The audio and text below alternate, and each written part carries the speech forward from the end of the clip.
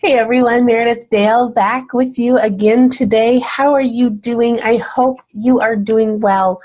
So today I want to briefly talk to you about my latest blog post that you can find at meredithdale.com, and it's all about 5 ways that your business can change by using marketing, or better yet, your business can change and will change by using marketing. And I want to walk you through 5 simple ways that it will change for you. So again, you can find this whole article over at meredithdale.com. Make sure you head over there. The very first way that your business will change is by promoting yourself everywhere.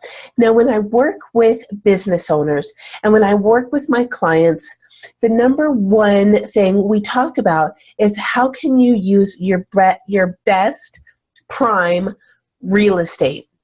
And you say, well, I don't have prime real estate, Meredith. That's okay.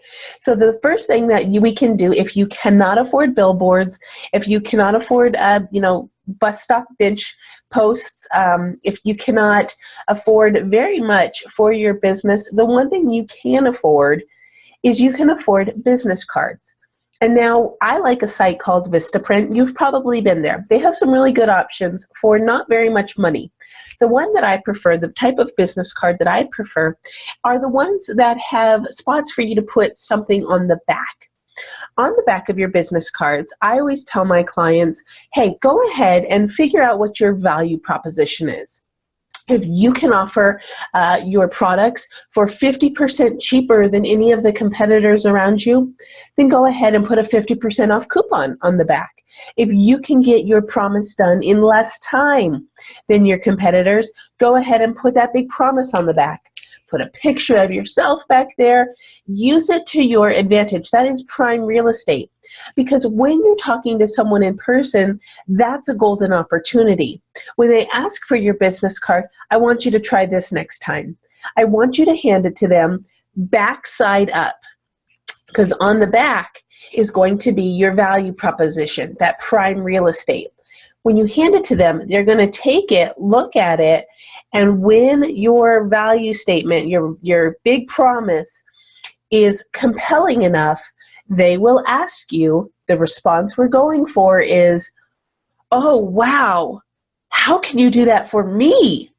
And voila, you have a golden opportunity. You have just effectively marketed yourself in a way that most of your competitors are not doing. I rarely see this technique happening out there. Number 2, who's the expert? That's right, you are. Market yourself as the expert. Looking to skyrocket the pace of your business means you have to market yourself differently.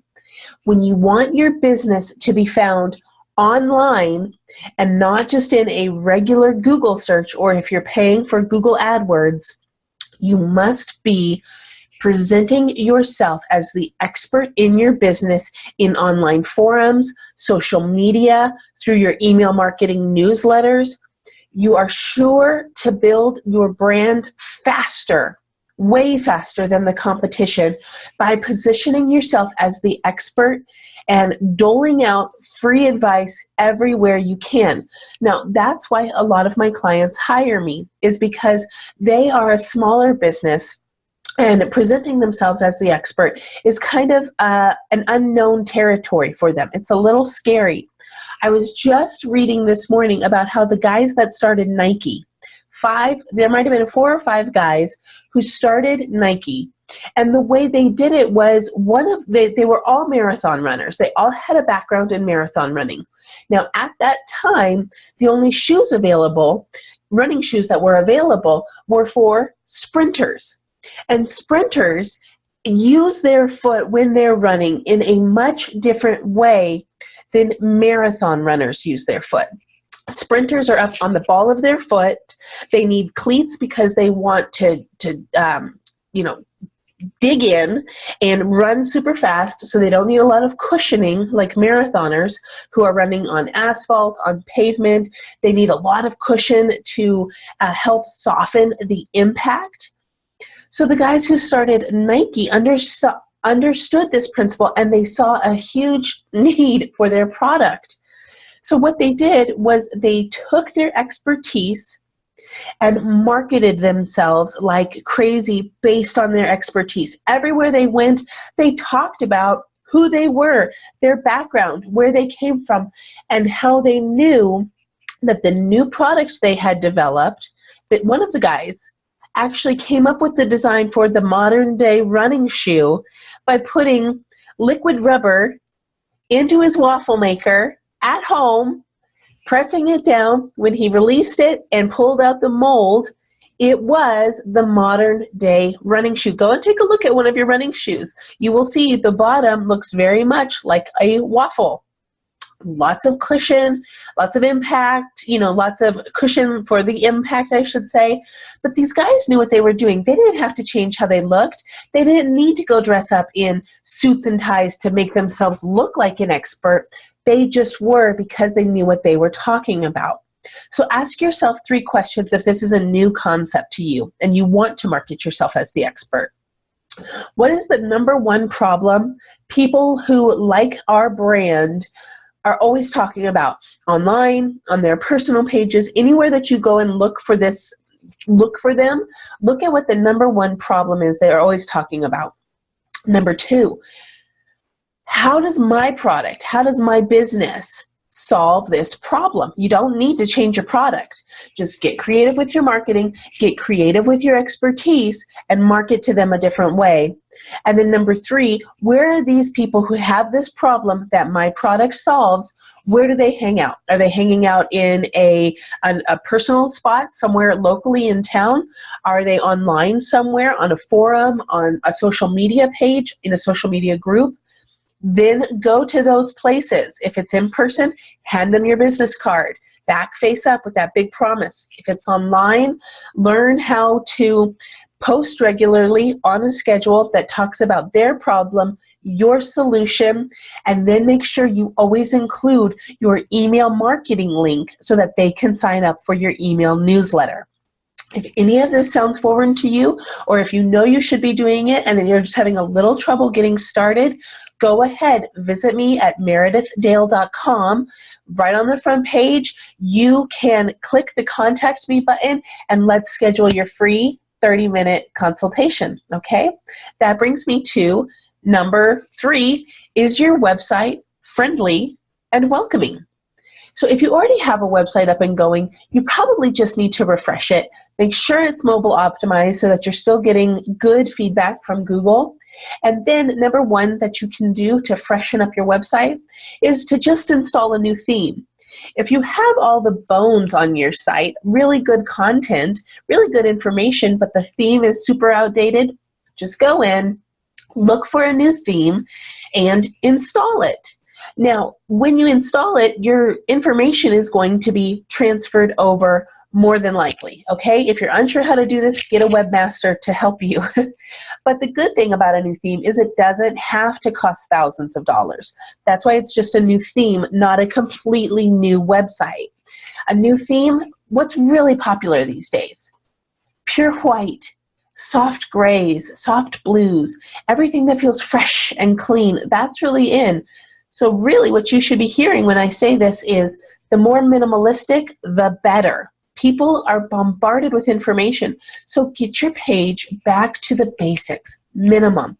Feeling good, feeling fresh, feeling clean. You don't need to go out there and spend thousands of dollars for a brand new site. Number 2 way to freshen up your website is to install some plugins. Now, I just gave you the call to action to visit me at meredithdale.com. Click on the contact button. Schedule your free 30-minute consultation. Well, you can do that for your page too if that's what it's lacking. That's just a simple plugin. Video is really huge. There's a plugin for that. Automation is huge. There's a plugin for that. Anything that you want to add to your site, there's a plugin for it. And inside of your website, you have a plugin store, just like if you went to your Apple iTunes store or your Apple store or your App Store, right? You can go and find a plugin for it. Again, if this is all just gibberish to you, you can ask a webmaster or you can schedule a 30-minute consultation with me and we can get that done for you. Your third option is to start creating landing pages. Now, landing pages are just a fancy word for somewhere that you offer someone something for free, and then then what they have to do is get back to you by entering in their email. Really simple stuff. But why this works well is because you're going to do a lot of online marketing, and you're not going to have to rely just on not just on a Google search anymore. Google searches, of course, are still where we need to be at, but you're going to be getting a lot more traffic back to your page when you are using landing pages that get people into your newsletter, funneling the traffic back to your website. So you can start landing pages for free with sites like Wix. You can get someone to help you with them, but you want to create at least 2 so that you know which one is converting better for you. Now, your other option to get traffic back to your site is to utilize the power of video, exactly like I'm doing right now. If you haven't been using the power of video, make sure you do. Make sure you give lots of call to action in there. Come across as the expert that you are. If you don't have time to be creating all of your own videos, get someone on your staff to help you out with that. But utilize the power of video and drive lots of traffic back to your website. Make sure you're collecting those emails for your newsletters, and that is a really good way to freshen up your marketing approach as we continue forward. Now, having said that, number 4 is that what works today won't work forever. When you find what works today, there is no guarantee that it will work 6 months from now. And marketing can easily be one of the most thrilling parts of your business if you choose to make it fun. Marketing means that you're not going to have a dull day. There is always something to learn and to try. In fact, marketing departments are the busiest places inside any business because they're having to constantly be changing with the time, talking to each other, getting feedback from their customers, watching what's working over here. Has this changed? It's going to be this constant up. You ride the wave for a little bit and you come down. You notice that your marketing is kind of stalled.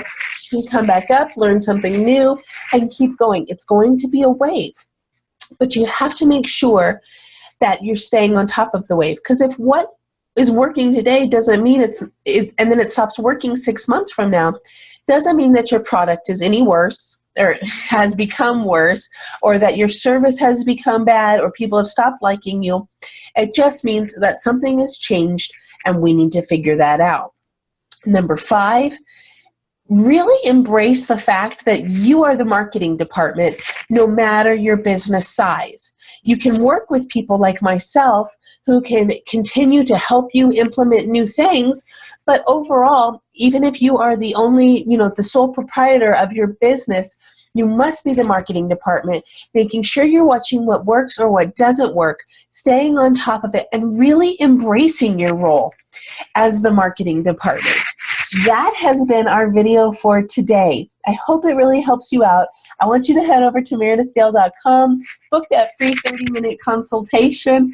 I can't wait to start helping you build and grow your business today. After all of my clients I work with, we have doubled their business, tripled their industry presence, and increased their audience by 50% in just 28 days, and I can help you with your business do that as well. I hope you have a wonderful day, guys. I will talk to you soon. Bye-bye.